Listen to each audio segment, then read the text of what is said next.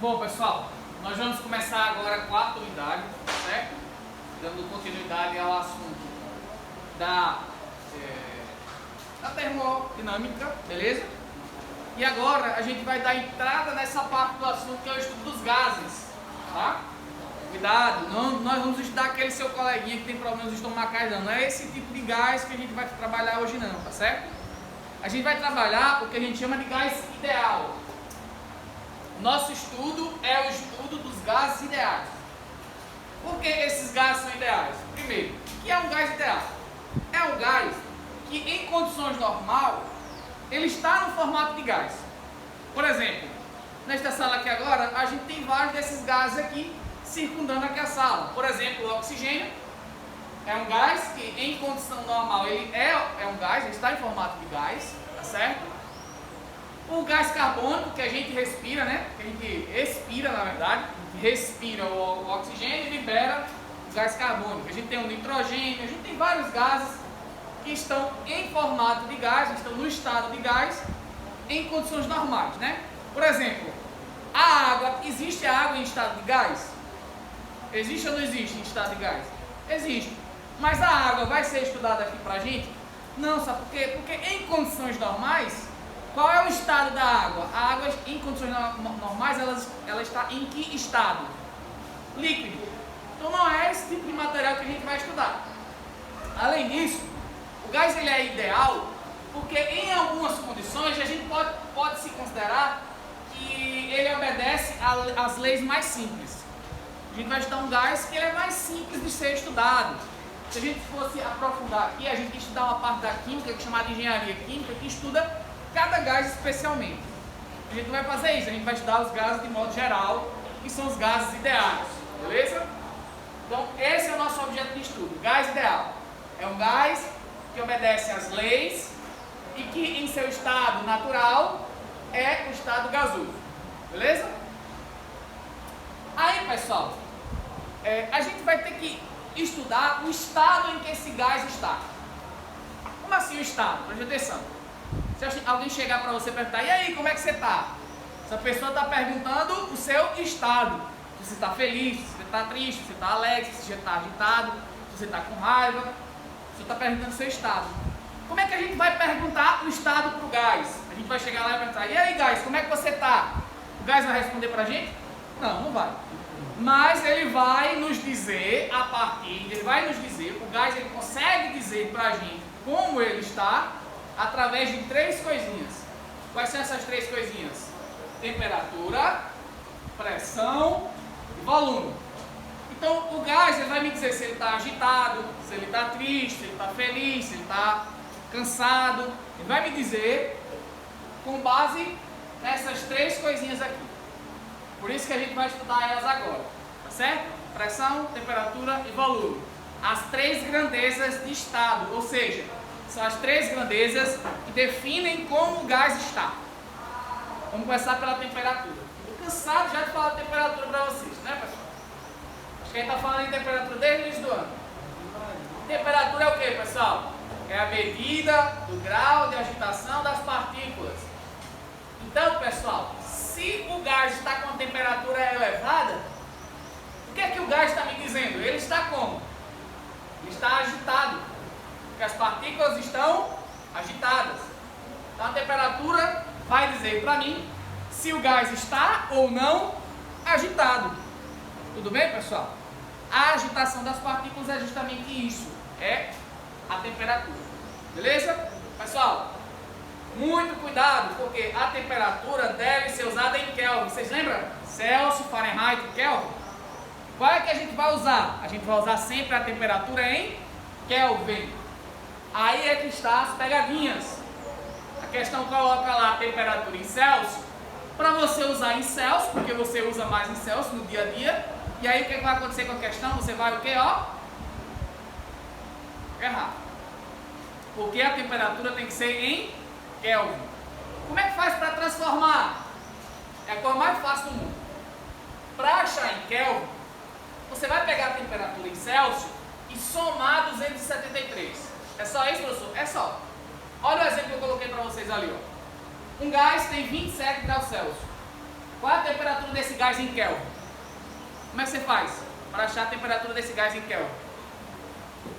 A temperatura em Kelvin vai ser a temperatura em Celsius mais 273. Então a temperatura em Kelvin vai ser 27 mais 273. Dá quanto aqui? Então a temperatura em Kelvin é de 300 Kelvin. Essa é a temperatura que você vai ter que usar. Se na questão vinha falando que o gás tem uma temperatura de 27 graus Celsius, você não pode usar esse 27 graus Celsius. Você vai ter que usar que temperatura? 300 Kelvin. Usar como? Aí na próxima aula eu vou explicar para vocês. Por enquanto entendam que a gente tem que fazer a transformação de Celsius para Kelvin. Sempre que aparecer em Celsius, você transforma para Kelvin. E como é que transforma? Soma o valor com 273. Só isso. Então temperatura a gente já sabe o que é. Por isso que eu passei mais rápido. Vamos ver pressão e volume agora. Pressão, pessoal. Pressão, a definição é essa, ó. Medida da força por unidade de área que as partículas fazem nas paredes do recipiente. Vamos fazer uma analogia. Imagine que vocês são as partículas do gás. São as partículas, essas partículazinhas do gás que formam aqui essa sala. Eu vou colocar uma venda em vocês, cada um vai ter uma venda, e eu vou mandar se mexer. Bora, se mexa. Pessoal, quando vocês começarem a andar, vocês estão andando aqui. Vocês concordam que vocês vão bater nas paredes? Vai chegar uma hora que vocês vão bater nessa parede. Quando você bater, não vai ter uma força? Esta força que você aplica na parede, você está causando uma pressão sobre ela. E é esta pressão que a gente mede a pressão do gás. É assim que a gente mede a pressão do gás. Então imagine que eu tenho um recipiente aqui, ó, recipiente, e eu tenho um gás aqui dentro. Tá vendo as partículas do gás? Esses gases estão se movendo, vocês sabem disso. À medida que esses gases vão se movendo, eles vão se chocar com a parede. Pessoal, se essa força que eles batem for uma força grande, a pressão vai ser grande. Se essa força que eles batem for uma força pequena, a pressão vai ser pequena. Então, isso daqui, a gente mede assim a pressão de um gás. A partir da força que eles causam na parede do recipiente. Preste atenção, pessoal. Vamos começar a fazer uma conexão. Ó, preste muita atenção nisso aqui agora, muito importante. Me ajudem. Se a temperatura for alta de um gás, vocês acham que a pressão vai ser baixa ou vai ser grande? Grande. Por que grande? Elas vão estar agitadas. Se elas vão estar agitadas, elas vão estar com mais raiva. Se elas estão com mais raiva, elas vão se chocar na parede com mais força. E se elas se chocam com as paredes do recipiente com mais força, você vai ter uma maior pressão. Vou dar um exemplo para vocês aqui, ó. Imagine que eu mandei vocês ficarem andando na sala. Lembra que vocês estão com a venda. Se vocês estiverem andando bem devagarzinho, vocês vão bater na parede, mas a força vai ser o quê? Pequena. Agora diga assim, todo mundo correndo. Vocês vão estar correndo. Quando vocês baterem na parede, vai ser uma força grande. Então, esta é a ideia de pressão, pessoal. A pressão, ela vai ser maior, a pressão vai ser maior à medida que a temperatura for maior. Grava isso é muito importante. Quanto maior a temperatura, maior a pressão. Beleza? E vice-versa. Pessoal, a pressão, ela pode aparecer com duas unidades de medidas. Quais são as duas unidades? ATM, que significa pressão atmosférica, e pode ser em PA. PA significa Pascal. Então eu tenho essas duas formas de medir a temperatura. Medir a pressão, perdão. Pressão ATM ou pressão Pascal. Beleza? Pessoal, vocês precisam saber transformar, mas é muito fácil isso aqui é muito bestinha, vocês não podem errar isso. Um ATM, uma pressão atmosférica, é a mesma coisa de 1 vezes 10 elevado à quinta Pascal. Olha só como isso é fácil. 4 ATM. Se eu digo que um gás tem uma pressão de 4 atmosferas, quanto vai ser em Pascal? O que vocês acham? Ó, 1 e 1, pessoal. Então aqui vai ser quanto? 4 vezes 10 elevado à quinta Pascal. 5 5 ATMs equivale a quantos Pascal? 5 vezes 10 elevado à quinta, lembra disso? 10 ATMs equivale a quantos Pascal? 10 vezes 10 elevado à quinta. É bem simples. Olha lá o exemplo que eu coloquei para vocês. A pressão de 2 vezes 10 elevado à quinta Pascal equivale a quantos ATMs? E aí, pessoal? Quantos ATMs? Bem fácil, né? Lembra? 1 ATM é igual a 1 vezes 10 elevado à quinta Pascal. Ó. 1. Se eu tenho 2 vezes 10 elevado à quinta Pascal, então eu vou ter quantos, pessoal? 2 ATM. 2 pressões atmosféricas. Tranquilo? Alguma dúvida em relação a isso? Eu estou dizendo para vocês, estou mostrando esses casos, porque na próxima aula a gente vai ter uma lei que relaciona essas coisas e vocês vão precisar transformar. As pegadinhas das questões é justamente na transformação. Pergunta. O que é o ATM, Pascal? ATM é a pressão medida com relação à pressão que a atmosférica faz na Terra. Pascal é uma unidade mais... ATM é uma unidade mais comum, porque ela é mais fácil de ser interpretada. O Pascal é uma unidade utilizada a partir da ideia de força e de área. Pascal é uma unidade científica. Pascal é Newton por metro quadrado. E ATM é uma medida de referência com base na atmosfera terrestre. Então, Pascal foi um cara que conseguiu calcular a pressão causada por uma quantidade de gás lá. Ele fez essa experiência. E ele constatou que essa mesma pressão de 1 vezes 10 elevado à quinta equivale a uma atmosfera. Então, quando você tem, por exemplo, 2 vezes 10 elevado à quinta de pressão, é como se você tivesse 2 atmosferas empurrando aquilo ali para baixo. A atmosfera, ela causa uma pressão no nosso corpo, que é justamente uma pressão do ar empurrando o nosso corpo para baixo, né, para dentro. Tá certo? Então entendam isso, que a atmosfera usa a atmosfera e Pascal usa o experimento que ele fez lá, que o cara fez para descobrir. O que você precisa saber mesmo é essa transformação. E uma ATM é igual a 1 vezes 10 elevado à quinta Pascal. Entendeu? Vamos para o volume agora, que é a última grandeza. O volume, pessoal, é justamente o espaço que o gás ocupa no recipiente. Como assim, professor? Imagina que eu tenho esse recipiente aqui, ó, e eu tenho uma quantidade de gás aqui dentro. Pessoal, presta atenção. Eu tenho esse recipiente e tenho essa quantidade de gás aqui dentro. Ó, são 10 partículas que representam gás. Se eu trocar esse gás, se eu pegar esse gás e colocar em outro recipiente, que é maior, consequentemente, o volume do gás vai aumentar. O que define o volume do gás é justamente o recipiente que ele está.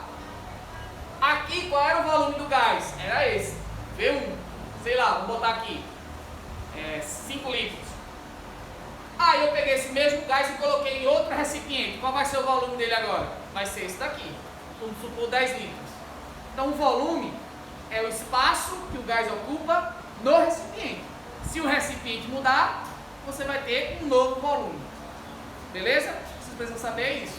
Por exemplo, qual é o volume do gás que ocupa essa sala aqui? É justamente o volume da sala.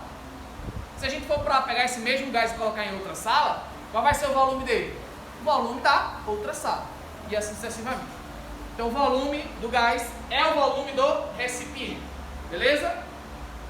Como eu disse para vocês, a gente vai estar nesse primeiro momento preocupado em transformar essas grandezas de estado. Então a gente tem duas formas também de medir o volume, que aparecem bastante e eu quero que vocês aprendam a transformar, que é o que, pessoal? Metros cúbicos e litros. Beleza? Essas duas aparecem muito. Litros e metros cúbicos. As duas são unidades de volume. Vocês precisam saber transformar. 1 metro cúbico equivale a 1000 litros. Tudo bem, pessoal? 1 metro cúbico equivale a 1000 litros. Como que eu faço para transformar, professor? Tem que usar essa ideia aqui, ó, sempre. Bora resolver ali, ó, terceira questão. 10 litros de um gás equivale a quantos metros cúbicos desse gás? Pessoal, aqui não tem outro jeito a não ser fazer uma regra de 3. Como é que faz a regra de 3? Usa isso daqui como base. 1 metro cúbico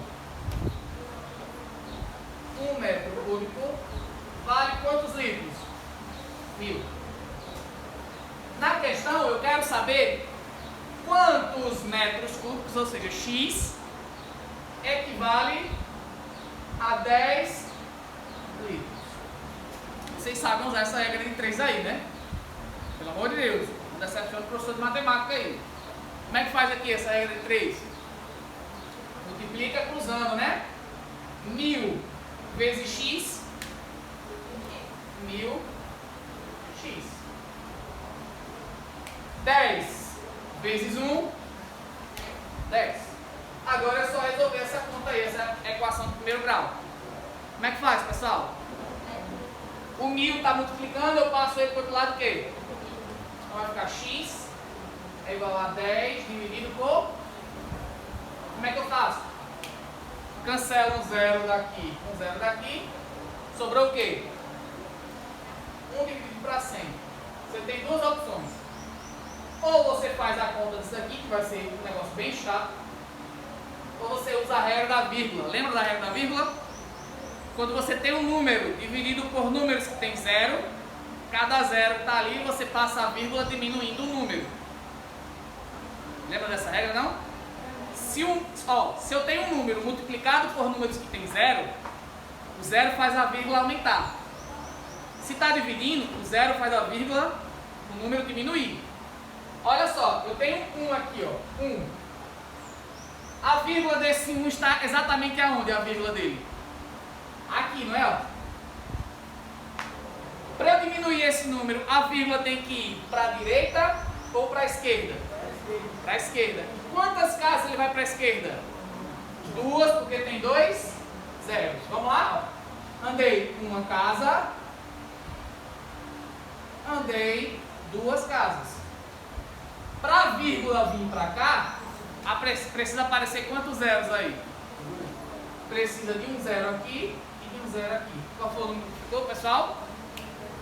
0,01.